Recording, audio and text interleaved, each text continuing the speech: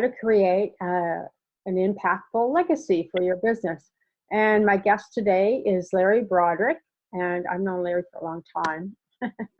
And I'm just going to introduce you to him just a little bit.